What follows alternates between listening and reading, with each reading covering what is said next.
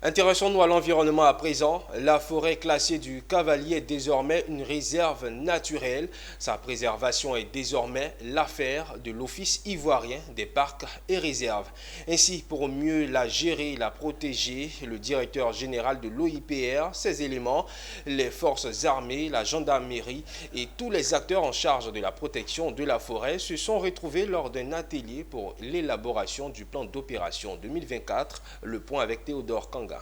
Porter la couverture forestière nationale à 20% à l'horizon 2030, soit un accroissement de 3,4 millions d'hectares de forêt, voici le défi que doit relever l'Office ivoirien des parcs et réserves, OIPR. Pour mener à bien cette mission, un atelier d'élaboration du plan d'opération 2024 a lieu les 14 et 15 février 2024 à Guiglo.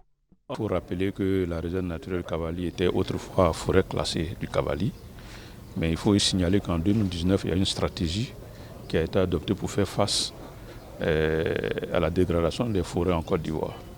Et cette stratégie a défini que les forêts classées qui sont dans un bon état de conservation puissent être surclassées pour devenir réserve ou parc national. Ainsi, la forêt classée de Bossé-Matier a été surclassée, la forêt classée de Mabillé a été surclassée et en septembre dernier, la forêt classée du Cavalier a été surclassée. Il faut noter que la première différence, c'est que c'est le statut qui change et ce statut fait que la réserve naturelle est renforcée en termes de protection.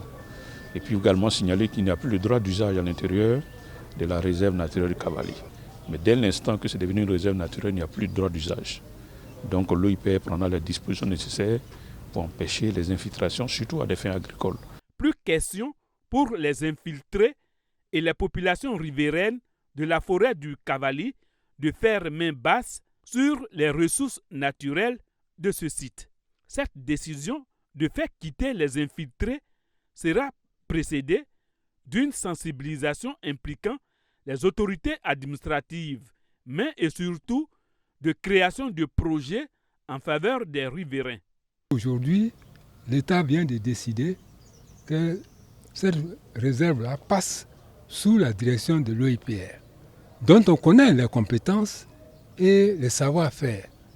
Donc nous ne sommes pas étonnés et c'est avec bonheur donc, que nous saluons ce transfert de compétences. Que nous devons soutenir et apporter notre contribution à l'OIPR pour donc la suivi de cette ressource naturelle qu'est le Cavalier.